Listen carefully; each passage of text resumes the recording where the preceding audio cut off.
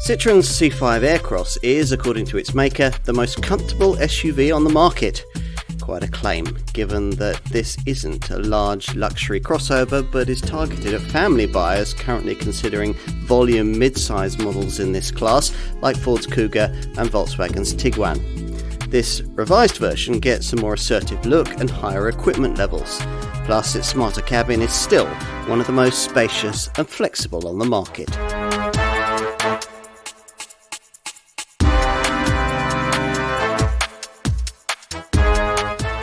Citroen may not have much of a history with SUVs, but over the last few years the brand's been making up for lost time, thanks to a strong-selling crossover range launched when the little C3 Aircross was introduced back in 2017. That was followed a year later by this car. Its larger stablemate, the C5 Aircross, which went on to shift 260,000 units in its original form before gaining a whole raft of mid-term update changes in early 2022 to create the car we're going to look at here. In a jam-packed market, Citroen knew from the start that the C5 Aircross would have to offer something different, and for that unique selling point turned to one of its defining brand values, ride comfort. What if, the company wondered, the cosseting way a large luxury SUV rides the bumps could be somehow replicated without expensive air suspension or adaptive damping on an affordable mid-size model? Well, to deliver that, this car has always offered clever, progressive hydraulic cushion suspension with ride comfort further embellished by super supportive advanced comfort seats. We tried and liked this combination on the original version of this car.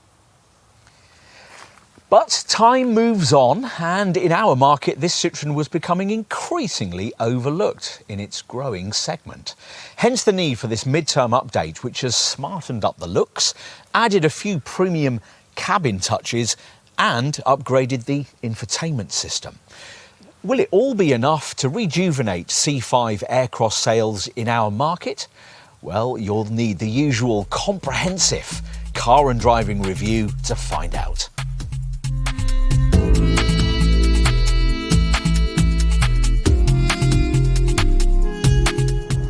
The legendary Citroen C5 had a reputation for being able to comfortably traverse a ploughed field. That apart though, this French brand can't call upon too much customer recognition when it comes to vehicles capable of functioning off the beaten track. A decade or so back, there were two rebadged Mitsubishi models, the C-Crosser and a car we didn't get, the C4 Aircross. But that was about it in terms of Citroen's history with family SUVs until this C5 Aircross first arrived. It was a crossover that back then, as now, sets out to convince you that a mid-sized model like this can provide a waftier, journeying experience, and not much has changed about that with this revised model. Citroen describes the experience you still get here as travelling premier class, but what exactly does that mean? Something significant surely, given that this car's main selling point is a unique progressive hydraulic cushion suspension system. The name of this car might suggest this to be an air-sprung setup, while the current trend might suggest it to be driver adaptive. Neither of these solutions, though, fits with the approach Citroen must take at this price point. The company lost money building too much damping complexity into its affordable cars in the 60s and 70s, and in developing this SUV, it wasn't about to make the same mistake again. So what we've got here instead is an ordinary everyday spring and damper setup that's been reimagined in a rather clever way. In ordinary cars, such a system usually works with rubber bump stops that the suspension coil crashes against over bumps at the top and bottom of wheel travel. The progressive hydraulic cushion setup replaces these stops with hydraulic dampers.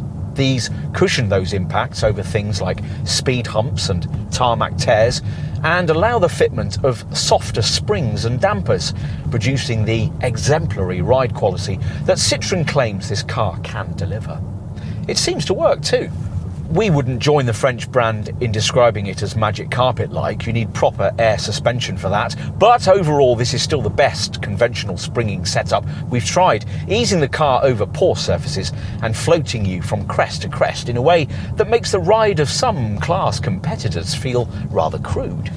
Thick, quilted, advanced comfort front seats further embellish the feeling of Gallic luxury. If Citroen could affordably combine all this with the forward-scanning camera technology that its parent company stumped up for with this model's DS7 SUV cousin, a setup that predicts and prepares for bumps before you reach them, you'd think that something really special might be possible. In this humbler C5 Aircross, though, we're left with a simpler passive damping solution that works well but is affected more than you'd hope by things like deeper potholes or the unwise fitment of overlarge 19-inch wheel rims. Perhaps, though, that's the price you pay for getting a decent improvement in ride comfort without the corresponding payback of an SUV that handles like a waterbed through the corners. This Citroen doesn't do that, but predictably it does roll more than its rivals if you push on through the turns with any kind of real vigour. If you can ignore this, there's actually more grip and traction than you'd think, though the somewhat overlight electric steering does its best to disguise the fact. It's better, though, to throttle back and drive with more Gallic decorum. Enthusiasts won't be buying this car anyway. Only folk who want a lower pulse rate, not a faster one. For these people, the EAT8 8-speed Acin developed automatic gearbox that will most typically be specified with this car will be perfect, efficiently slurring its way between the ratios in a manner that suits this C5's relaxed gait.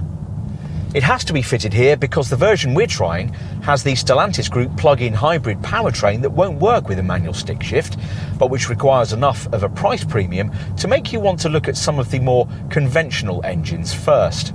There are two of these, both still lacking the mild hybrid tech that features on many rivals and both offering 130 horsepower.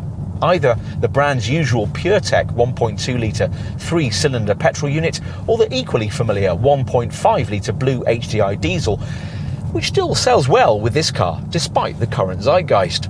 Both will take you to 62 miles an hour in around 10.5 seconds on the way to a top speed of around 120, but as before, the diesel's extra 70 newton meters of pulling power will give it a decisive towing advantage. Both combustion variants can be optionally ordered with a grip control system which offers grippier tyres, hill descent control and selectable mud, snow and sand modes to help through slippy situations. None of this is able to make this car into any kind of mud plugger, but in combination with a useful 230mm of ground clearance, it is all enough to potentially make light forest tracks easily passable. And of course, equipped with grip control, this Citroen would be a good deal more capable in a snowy snap than most of its competitors. If, as is highly likely, neither towing or slippery surface prowess are priorities for you in choosing a C5 Aircross, then if funds permit, your variant of choice would probably be this plug-in hybrid version. At the time of this test, this PHEV hadn't received any engineering updates, but its EV driving range has gradually risen since launch, now EAER rated at 38 miles. Provided, of course, that you don't regularly approach the claimed EV top speed of 84 miles an hour. Unlike in a Peugeot 3008 hybrid, this Citroen can't offer this powertrain with the option of four-wheel drive, but otherwise it's much the same as you'll find in many other Stellantis Group models, which means a 1.6-litre petrol PureTech unit paired with a 110 HP electric motor, powered by a 300-volt 13.2 kWh lithium-ion battery pack. There are 3 driving modes and none of them like being rushed or used aggressively. You'll almost always stay with the hybrid one that combines battery motion and engine power as the software thinks fit. The other settings are battery-only electric for town use and engine-only sport, which is what you'll need to replicate the claimed performance figures.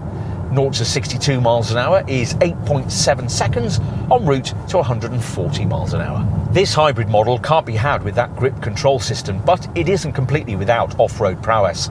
Citroen claims that all C5 Aircross variants would prove to be slightly more capable than rivals. In the unlikely event that you ever ventured into the desert, the progressive hydraulic cushion suspension package was originally developed there to help Citroen's Paris-Dakar rally cars better absorb the impacts of sand dune-strewn tracks. Aircross owners, though, will want to leave the wilderness stuff to Bear Grylls and enjoy the things that this car does rather better.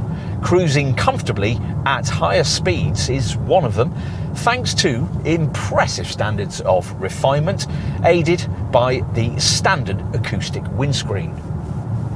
If that's the kind of mileage your C5 Aircross will regularly engage in, and you can afford to buy in at the top of the range, you'll be able to make use of a highway driver assist system, which is Citroen's best current attempt at so-called level 2 driving autonomy. This setup automatically regulates your speed, your position on the road, and your distance to the vehicle in front, though you have to keep your hands on the wheel at all times, and your wits about you, as the car will quickly revert full control back to you when road markings become less than clear. So where does all this leave us? With a Premier class mid-sized SUV as promised? If you prioritise the things this Citroen does best, you may well think so. And even if you don't, you'll appreciate the fact that this car has tried to provide something dynamically different. As a Citroen always should.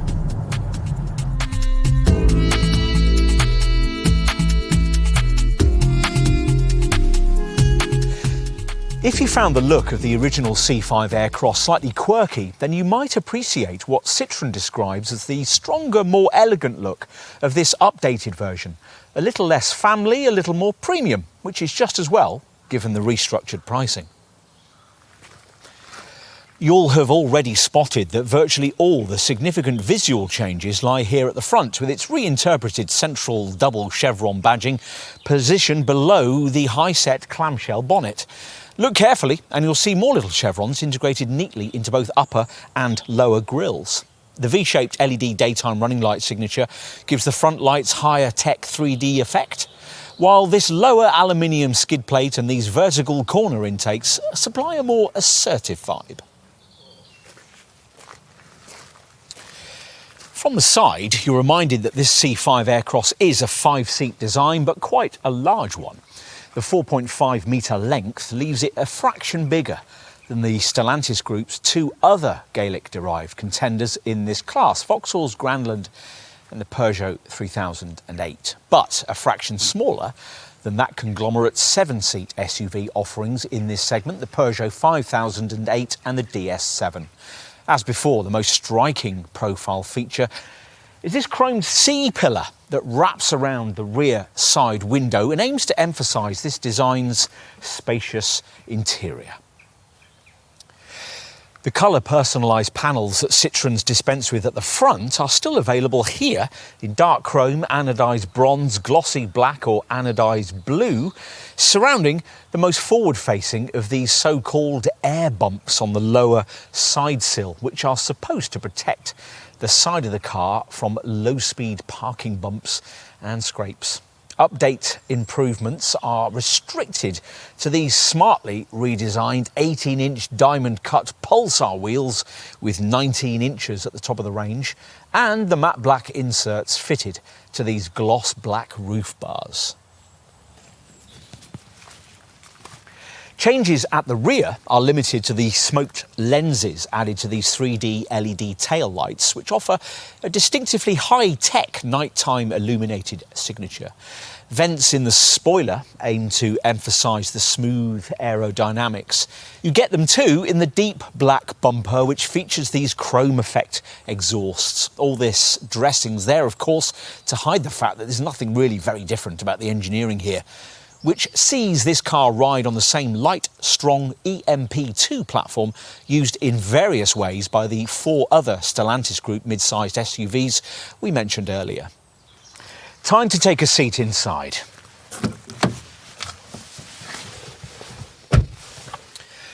there, the cabin certainly feels more modern and sophisticated than before, though not too much has actually changed. The main differences are found on the centre stack, where the unusual buttress-like vertical vents that used to flank the previously rather small 8-inch central infotainment screen have been banished to make way for this larger 10-inch monitor, now sited on top of horizontal vents that, sadly for a Citroen, look a good deal more conventional. Overall though, given the need to base the whole cabin on existing hardware, Citroen's designers have done pretty well to give it such an air of individuality. Around the dash, black leather effect material and chrome touches move the ambience of this facelifted model upmarket. And for the auto versions most customers will choose, there's now a smaller e-toggle gear selector. As before, the aspect of this interior we most like is found with the generously proportioned advanced comfort front seats. They feature particularly broad bases, foam that's 15mm thicker than usual for extra support, plus extra quilted padding to create an inviting visual signature that doesn't disappoint once you squish yourself into place. There's standard lumbar support too.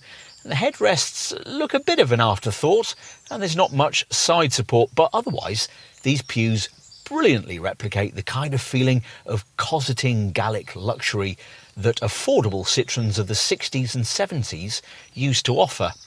Colour-coordinated stitching across the seat base edge and the shoulder line add a smart finishing touch. In comparison, the front chairs you get in rivals are dull and unyielding. Here, you'll really notice a difference. Seats aside, as with most modern Citroens, what you get here is a mixture of interesting design. Voluptuous curves, little stitched design details, faux leather trimming, piano black detailing and so on. And some rather cheap plastic finishes, reminding you that you haven't stumped up for a premium brand model in this segment. Fortunately though, your attention's diverted away from cost-cutting compromises by the kind of lovely design detailing you probably wouldn't think you'd find at this price point. This stitched strap on the passenger side fascia panel and this lovely faux leather cowl on top of the instrument binnacle, for instance. The little touches of chrome and lacquered black trim are nice, and even the stitched door cards with their air bump style indentation finishing look stylish and distinctive. We mentioned the instrument binnacle. It's another cabin talking point, the C5 Aircross having been one of the first cars in its segment to replace conventional dials with a fully configurable and customisable standard colour screen, which in this case is 12.3 inches in size. 5 different display modes, minimum, dials, driving, navigation and personal, are accessed via a roller switch on the left-hand side of the steering wheel, but there's no option for the kind of full screen mapping that you get in a rival Volkswagen Group product. Still, everything else here works pretty well. Visual priority can be given to speed readouts, navigation mapping or driving safety features, or you can choose to view only the absolute minimum of information if all that gives you a headache. It's a bit annoying though that dials don't actually give you any dials, just more square boxes. Whatever setting you've opted for, a button press at the end of this right-hand steering column stalk also delivers trip computer information onto the left-hand side of the screen. Just about everything else you'll need to know can be found on the aforementioned freshly installed centre infotainment touchscreen. We told you earlier it was 10 inches in size, but it might as well not be because this monitor's main display area is always flanked on either side by broad temperature readouts which don't actually allow you to select temperature but instead connect you through to a separate climate screen of options. Still, at least there's now a decent selection of shortcut climate buttons in the middle of the centre stack, so you don't have to keep changing the screen format every time you want to alter temperature or fan speed. The display graphics are now better too, and everything you really need is incorporated, including My Citroen Drive navigation, plus Apple CarPlay and Android Auto smartphone mirroring. But the software that drives it all isn't much different, and the screen itself could do with being angled more towards the driver. Cabin storage offers another Citroen-esque mixture of beautifully crafted design and frustrating finishing. We really like this intricately stitched twin lidded storage box between the seats, which incorporates a lift-out oddments tray and has illumination you'll need because the deeper part extends right forward below these twin cup holders, which, in a nice touch, are also illuminated. But why aren't there any connectivity ports in this storage area that would allow you to charge your phone away from prying eyes? And why, as usual on Citroens from this era, is the glove box capacity massively compromised by the vehicle's fuse box? Why is there no overhead compartment for your sunglasses? And why do the deep door pockets not include bottle holders? You'd think that these would all be relatively easy things to fix. On the plus side, there's a big open cubby in front of the gear selector with a 12-volt socket and 2 USB-A ports, an open stowage by the driver's right knee, and ticket clips on the sun visors. There aren't really any other issues unless, on a manual model, you object to the rather high placement of the gear stick. Aside from that, the driving position's great, not only because of those squashy seats, but also because you're afforded the kind of reasonably commanding view out that it's not now possible to take for granted on a fashion-led SUV these days. All-round visibility is good, but just in case, all-round parking sensors are standard across the range, as is a rear-view camera too. Time to take a seat in the rear. If you're lifting things like child seats in and out, you'll be glad of this model's high roof height and wide opening doors.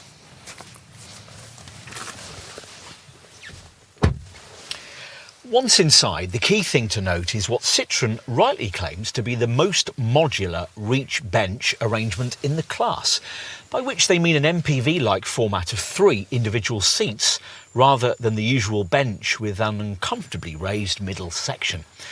This is another of the things that might really sell us this car. The 3 seats can individually recline in 5 positions from 19 through to 26.5 degrees and slide back and forth over a range of 150mm to improve either rear luggage space or legroom. Impressively, that functionality extends to this hybrid model, which stores its battery below the floor here. Not that you really need to improve legroom. That generous 4.5 metre body length means that there's plenty, vastly more room than something in this class like a Qashqai or an Attica, and usefully more space than larger segment contenders like Ford's Kuga as well. What you actually might require, though, is a touch more headroom, at least in the car fitted out with Citroen's huge panoramic glass top. The roof itself is nice to have, measuring an impressive 1,120mm by 840mm and flooding the cabin with light. But the ceiling height reduction it brings with it does mean that taller folk will find themselves brushing the headlining, so we're glad we don't have that here. Of more importance is the fact that this is one of the only models in the segment in which the middle seat occupant won't feel as if they've drawn the short straw on longer trips. That's partly because of this particularly low centre transmission tunnel, but mainly because these 3 individual seats are of equal width as they would be in an MPV. That means you don't get a centre armrest, of course, which annoyingly means you can't have any cup holders back here, but in compensation there are seat back pockets, decently sized door bins, twin central vents, overhead lights and a central USB port, all provided for your travelling comfort. Not everything's great. The door bins are difficult to get at when the door's closed, and the headrests are of the type that can dig uncomfortably into the back of your shoulder until they're raised. And out back, well, on our way to the boot, we'll once again reference the fact that Citroen hasn't felt it necessary to offer a 7-seat option in this sector, even though it's only fractionally shorter than other class contenders who do. But that at least means that you should be able to expect a generously sized boot, so let's see. The tailgate's easy to lift up, so you don't really need the electric operation we've got here, something only supplied as standard right at the top of the range, complete with functionality that can be activated with a wave of your foot beneath the bumper if you find yourself approaching the car laden down with bags. Once the hatch is raised, you're faced with a large boot That'll be 580 litres with a conventionally engined model, or 460 litres for a hybrid variant like this. That's a fraction more than the equivalent versions of this car's Peugeot 3008 cousin can offer. Plus, that model, like most SUVs in the class, can't be specified with a rear bench you can slide forward to improve things. Do that in a C5 Aircross, and if you don't mind giving your rear seat occupants city car standards of legroom, your luggage capacity will rise to 720 litres with a conventionally engined model, or 600 litres with this hybrid variant. To give you some sort of class perspective, a Ford Kuga gives you a maximum of only 526 litres of space, and a Nissan Qashqai only 500 litres. So no, all mid-sized SUVs aren't the same. Getting to the stowage area means negotiating this rather high loading lip, but with conventionally engined models, a standard adjustable height boot floor has been designed in, though sadly you can't have that with this hybrid variant. Even with this plug-in model though, you get an underfloor stowage compartment for the charging cable. For effective use of the trunk space, there are tie-down points onto which a luggage net can be clipped, plus there's a 12-volt socket. Bag hooks have been omitted though, as have seat retraction sidewall catches. The latter wouldn't be too much of an issue if you could, as usual, reach forward and release the rear bench through the normal seat shoulder catches, but annoyingly, they're missing as well. Which means that to push down the seat backs, you have the faff of walking round to the side of the car and pulling on the little straps provided with each individual seat. On the plus side, the three-way equal split means that you can, if necessary, just push forward the centre chair, allowing you to easily transport longer items like skis without disturbing a couple of rear-seated passengers. Talking of long items, another thing Citroen hasn't thought to provide is a fold-flat front passenger seat option. The brand thinks that with up to 1.9 metres of cargo length on offer, you shouldn't need that. Perhaps. The total capacity figure certainly shouldn't disappoint, up to 1,630 litres of space being on offer from the flat seats retracted cargo area. It's 1,510 litres with this hybrid model.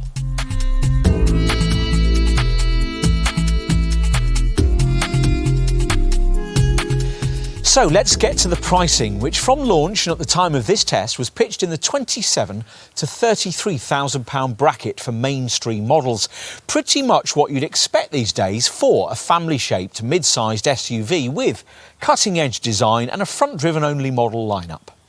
This hybrid version's a little more, of course. At the time of this test, Citroen was charging in the £36,000 to £38,000 bracket for one of these.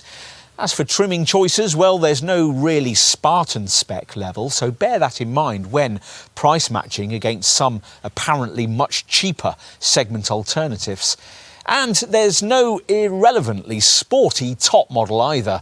Instead, C5 Aircross buyers are offered three pretty middle-of-the-road trim choices: Sense Plus, this mid-range Shine spec, or top C-Series edition. The most affordable 130 horsepower conventionally engined variants come with a choice of two engines, both available with optional EAT8 auto transmission if you're willing to stump up the rather steep couple of £1,000 premium. If your annual mileage is quite low, then Citroen's impressively efficient 3-cylinder 1.2 litre PureTech turbo petrol unit might be all you really need. The conventional alternative is the 1.5 litre blue HDI diesel variant. The premium to go from 1.2 litre petrol power to the base diesel is £1,000. Avoid entry-level trim and the range widens to include the front-driven 1.6 litre petrol plug-in hybrid auto-only powertrain that we're trying here. From a Citroen range perspective, C5 Aircross pricing represents a premium of around £4,000 over the next SUV down in the company's range, the C3 Aircross. There'd be a price jump of around £3,000 if you were graduating to this car from an equivalent version of the brand's more ordinary but still slightly crossover-orientated C4 hatch. Onto the value proposition that Citroen's pricing represents in the mid-sized SUV market. In assessing that, we should probably start with this model's two closest sister designs, Peugeot's 3008 and Vauxhall's Grandland, since under the skin all three cars are pretty much the same. Comparing prices between these three contenders is difficult because the spec levels are differently orientated, but it's difficult to escape the conclusion that this Citroen model is significantly better value, not only because it's slightly bigger, but also because it incorporates as standard the useful sliding and reclining three individual seat arrangements you can't have on those two other cars. For reference, base spec to base spec with the volume 130 badged petrol and diesel models, a Grandland will typically cost you around £500 more than this C5 Aircross. A 3008 with the same engine will typically cost you around £2,500 more. It's probable, though, that the cars in this class you're more likely to be considering as an alternative will be the ones that many of the magazines will point you to in the family-orientated mid-sized SUV segment. Nissan's Qashqai and Seat's Ateca both handle a little more sharply than this Citroen, and the Nissan is around £1,000 cheaper, though if you equalised spec with the base version of this Citroen, that increment would disappear. The Ateca costs around £1,500 more. Two of the other key contenders in this class are Korean. The Kia Sportage, think about £1,000 more, and the Hyundai Tucson, think about £2,000 more. What else is there in the main part of the five-seat mid-sized SUV volume brand segment? Nothing else that rides like this Citroen for sure. Think in terms of needing around £1,000 more for a Skoda Karoq, around £2,000 more for a Mini Countryman or a Mazda CX-5, and around £3,000 more for an equivalent Ford Kuga or Volkswagen Tiguan. Not everything in the class is more expensive. An MG HS could save you up to £4,000, and a SsangYong Corando up to around £5,000. But again, it'd be much less than that if you equalise spec, and both of those two models would cost you a lot more to run. Lots of options then in the mid-sized SUV class. If we haven't mentioned the one you've been thinking of as an alternative, there are various reasons why. It may be that the mid-sized crossover contender you have in mind doesn't really have a comparable engine, like the Jeep Compass, the Lexus UX, the Honda CR-V and the Toyota RAV4, which are all full hybrids. Or it might be that the car you have in mind isn't really comparable because it's based on a stretched version of a smaller supermini platform. So, of course, will probably be significantly cheaper but quite cramped inside, like a Honda HR-V, a Suzuki S-Cross, an Audi Q2 or a Volkswagen T-Roc. Or we may have omitted the mid-sized SUV you have in mind because it has a premium badge, so won't be directly comparable because it's significantly more expensive, like a Mercedes GLA, a Volvo XC40, an Audi Q3, a Jaguar E-Pace or a BMW X1. Or maybe the mid-sized SUV in question might be more expensive because it non-negotiably must be had with four-wheel drive, like Subaru's XV. A word also about the separate value proposition of this plug-in hybrid version. Compared to the identically engineered Vauxhall Grandland and Peugeot 3008 front-driven plug-in hybrids, it's about £1,000 more than the Vauxhall, but around £1,500 less than the Peugeot. A Volkswagen Tiguan e-hybrid would cost around £1,000 more, and a Ford Kuga PHEV around £1,500 more. Plug-in versions of the Kia Sportage and Hyundai Tucson are prices still around £40,000 because they only come in four-wheel drive PHEV form. Lots of alternatives then, whichever C5 Aircross model you happen to fancy. We can see plenty of people, though, deciding this Citroen to be one of the most appealing of them. If that's your perspective, then you're going to need to know just how generous the brand has been when it comes to standard equipment. Well, let's see. All versions get the brand's softly supportive, progressive hydraulic cushion suspension and much else too, though as usual you'll have to avoid base trim to get the real niceties. That base trim level, as mentioned earlier, is Sense Plus spec, and to be fair, as referenced earlier, this includes a reasonable amount by class standards. Even at this level in the range, C5 Aircross buyers can expect 18-inch diamond-cut Pulsar alloy wheels, front fog lamps, keyless entry, rear privacy glass, an acoustic windscreen, all-round parking sensors, roof rails and power folding mirrors.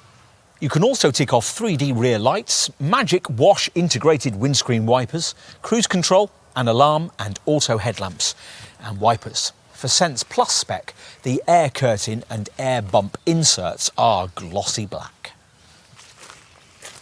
Move inside and you'll find supportive advanced comfort seats and soft LED interior lighting, plus 3 individual sliding and reclining seats at the back, along with dual zone climate control, a 12.3-inch TFT digital instrument binnacle display, a reversing camera, lumbar adjustment for the driver's seat, and also dimming rear view mirror, aluminium pedals, and on the conventionally engined models, a 2-position boot floor.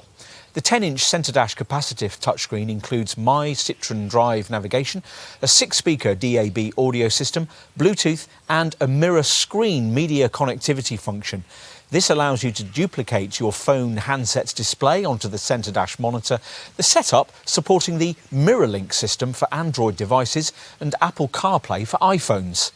Sense Plus trim gives you what Citroen calls its wild black cabin package with black fabric and leather effect cloth. Most C5 Aircross buyers in this country, though, will find the £1,000 premium that Citroen asks to trade up to the mid-range Shine spec we've got here.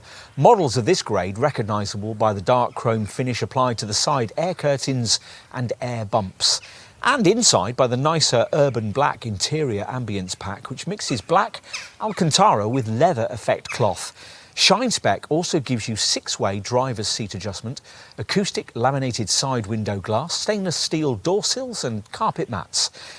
And at this level in the range, you get some key drive assist features, which we'll brief you on shortly. At top C-Series edition level, the C5 Aircross is set apart by larger Art 19-inch wheels and an anodised bronze finish for the air curtains and air bumps. Plus you get the contrast-coloured roof, powered tailgate and panoramic glass roof that are all optional at Shine level. The C-Series edition interior is set apart by Citroen's Metropolitan Black Ambience Pack, which gives you upholstery in black cloudier leather with leather effect cloth. Quite a lot of kit then, but there's still space on the spec sheet for lots of extras. We'd argue that with the conventionally engined models, the key option box to tick is that for the grip control traction control system. This package measures out traction for the front wheels in slippery conditions in a way that's tailored to different types of terrain, plus it includes grippier tyres and hill assist descent control. While it may not be really necessary for most of us to have fully fledged four-wheel drive on a crossover of this kind, neither do most of us want to pay the premium for an SUV, then be left slithering about like everyone else when the weather turns icy. That's where grip control comes in. That apart, probably the first thing you're going to want to do is to get the look of this car right. Bear in mind that unless you want your C5 Aircross finished in flat polar white or cumulus grey on the C-Series edition, you're going to need to pay your dealer extra for one of the optional metallic or pearlescent paint colours. We've got Eclipse Blue Metallic here. Having decided that, you're going to need to fix on the colour-coded finishing you want for the side air curtains and air bump panels. With base Sense Plus trim, you can pay extra to have these finished in dark chrome or anodised blue. And with the top 2 trim levels, you can have all the various shades as no-cost options. On to safety. Now, as you'd expect, there are all the usual things: twin front, side and curtain airbags, ISOFIX child seat fastenings and the usual electronic assistance for braking, traction and stability control. In addition, you'll want to know about the cutting-edge electronic radar-driven stuff, and there's plenty of it. All versions of this Citroen get autonomous braking, an active safety brake system that detects hazards ahead and will apply the brakes if the driver doesn't react. Incorporated into this setup is forward collision warning, which alerts you if you're getting too close to the vehicle in front. There's also an active lane departure warning system that'll alert you if you drift out of lane on the highway, then applying subtle steering pressure to ease you back to where you ought to be. That's just the start though. All versions of this C5 Aircross also come with coffee break alert, which after 2 hours of driving at over 40 miles an hour alerts you to take a restorative break. And there's speed limit recognition, which pictures speed signs as you pass and displays them on the dash. This can link to an intelligent speed adaptation system, which suggests the recognised speed limits to the car's standard speed limiter. More important still is the standard Citroen Connect box emergency and assistance system, a package that will automatically alert the emergency services with your exact location if the airbags go off. Avoid base spec and you get Citroen's Drive Assist Pack, which gives you more. First up is adaptive cruise control with a stop and go function, which on an auto model can use a radar to automatically regulate your cruising distance to the vehicle in front at motorway speeds, even to the extent of stopping, then seamlessly starting off again if necessary. Then there are intelligent beam headlights, which will automatically dip themselves for you at night. Driver attention alert, which constantly monitors your driving reactions for drowsiness, and active blind spot monitoring will stop you from pulling out when there's a vehicle in your blind spot. C-Series edition models with automatic transmission also get Citroen's Highway Driver Assist system, which is the closest the brand can currently get to any kind of autonomous driving setup. In highway driving, it automatically regulates your speed, your position on the road, and your distance from the vehicle in front, though you have to keep your hands on the wheel at all times and your wits about you, as the car will quickly revert full control back to you when road markings become less than clear.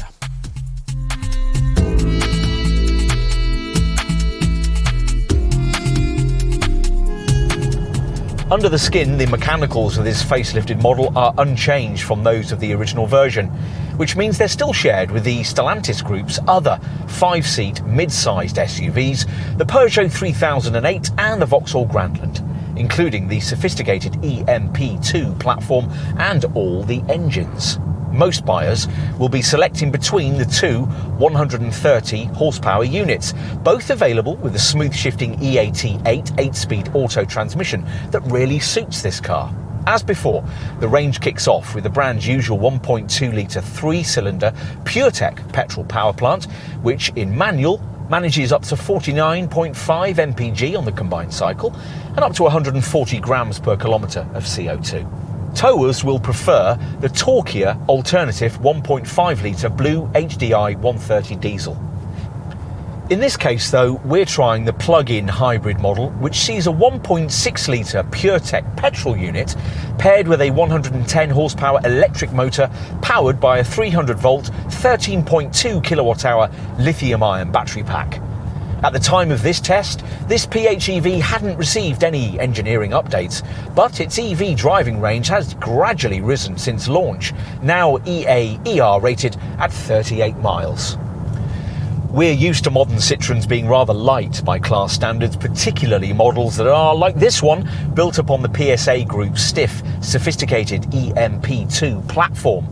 So the news that the fastest and best equipped conventionally engined versions of this C5 Aircross tip the scales at well over 1.5 tonnes may prepare you for the fact that in trading up from the brand's smaller C3 Aircross model, which is a massive 400 kilos lighter, your running cost returns are going to be very different. Of course, many C5 Aircross buyers won't be switching from something smaller in the crossover class, and these people will merely be happy to see that this car's efficiency stats number amongst the better readings that you can expect to get from a mid-sized volume brand SUV of this kind. We'll start with the returns possible from the base 1.2 litre PureTech 130 petrol power plant, which is supposed to be able to manage up to 49.5 mpg on the combined cycle and up to 140 grams per kilometre of CO2, or 46.7 mpg and 147 grams per kilometre as an auto, which we'll put into perspective by telling you that a directly comparable 1.5 litre petrol Ford Cougar can only manage up to 42.8 mpg and 149 grams per kilometre. Other rivals get closer than that, but there aren't many that can beat Citroen's showing here, which is important if you're changing into a family SUV from a conventional family hatch and want to reduce the efficiency downside of your switch. If that's the case, it's probably more likely that you'll be considering the other volume 130 spec C5 Aircross model, the 1.5 litre blue HDI variant, provided that you're not put off by diesel tax disincentives. For a manual version of this derivative, the figures are up to 60.8 mpg on the combined cycle and up to 129 grams per kilometre of CO2. The 1.5 blue HDI auto variant we'd recommend does nearly as well, managing up to 57.8 mpg on the combined cycle and up to 136 grams per kilometre of CO2. Few rivals can better that showing in this segment. These figures aided on conventional models by a provided Eco Plus button on the lower centre console, which restricts throttle travel and the output of the air conditioner. Of course, if you're really interested in efficiency, then if running costs permit, you'll be wanting to focus on the plug-in hybrid variant we're trying here. In our driving section, we briefed you on its powertrain, a 1.6 litre combustion petrol unit paired with a 110 horsepower electric motor powered by a 13.2 kilowatt-hour lithium-ion battery pack. When fully charged, that allows this car to travel around 38 miles between charges. That's not quite enough to achieve the 8% benefit-in-kind tax liability you can have with some PHEV rivals. But this Citroen's 12% BIK figure is of course a world away from the BIK ratings applied to other C5 Aircross variants, between 30 and 35%.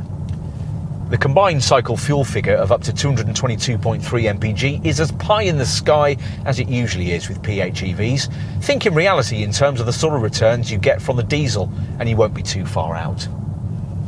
This hybrid variant can be recharged in 2 hours 20 minutes from a 7 kilowatt 32 amp wall box and features an e-save function allowing the driver to reserve electrical energy for planned routes ahead, say the town driving you might have to do at the end of a long motorway journey. E-save is one of the functions you get from the EV driving section of the screen, accessible via this lightning designated button to the left of the volume knob. The other available sections are flow and energy flow monitor, statistics, energy consumption graphs, and charging. There's also a Charge Eco Power meter in the instrument binnacle. Of course, running costs are about a lot more than just fuel economy and CO2 readings, so what else are you going to need to know? Well, service intervals for all engines are every 20,000 miles or once a year, whichever comes first. So you can budget ahead, the French manufacturer offers its Citroen maintenance scheme that lets you pay either a one-off fee or monthly instalments to cover the cost of the routine upkeep of your car for as long as 3 years and 35,000 miles. Every C5 Aircross comes with a 3-year and 60,000 mile warranty. The first 2 years of that aren't subject to any mileage limits, but the third year, which is taken care of by your local dealer, is limited to 60,000 miles. There's also Europe-wide breakdown assistance included from new for the first year you own the car. Looking at the longer term, you also have a 12-year guarantee against rust and 36 months cover for any paintwork defects, though that doesn't include stone chips and other wear and tear damage. Residual values are also going to be key to whole life running costs. Industry experts CAP offer a predicted figure for this car of up to 49% after a typical 3-year, 30,000 mile period, the same as you'd get for a comparable Peugeot 3008. Only Kia's Sportage betters that amongst the volume brands in this segment. Go for something like a Nissan Qashqai or a Ford Kuga, and you'll be looking at getting 6 to 7% less than that for your car at the end of your ownership period. What else? Well, insurance? Let's finish by guiding you through the groupings. 19E for all the combustion models, and 28E for this hybrid.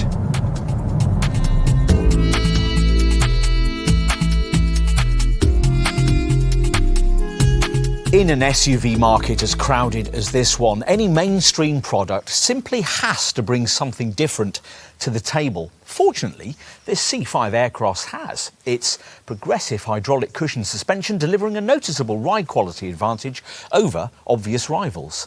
Some of these handle better, but we think the way that this Citroen cruises over bumps and tarmac tears will be of more interest to likely family buyers. This car's emphasis on comfort won't endear it to magazine road testers or people who, rather mystifyingly, want their family SUV to handle with sporting sharpness. And there are cheaper cars in the mid-sized crossover class and contenders that might tempt you with classier cabins or an extra row of seats. But if you can look beyond all that, there's much here to like beyond the cosseting ride.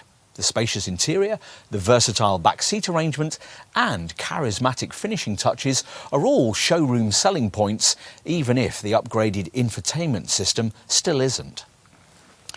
Overall though, the updates made to this much smarter facelifted model are welcome, but even so it's likely that this Gallic SUV will still remain quite a rare sight on our roads. Citroen hopes the availability of the plug-in hybrid technology we've been trying here may get this car onto the radar of likely customers in the mid-sized family crossover segment. Maybe so. Anyway, it's refreshing to see this Gallic brand getting back to what it does best.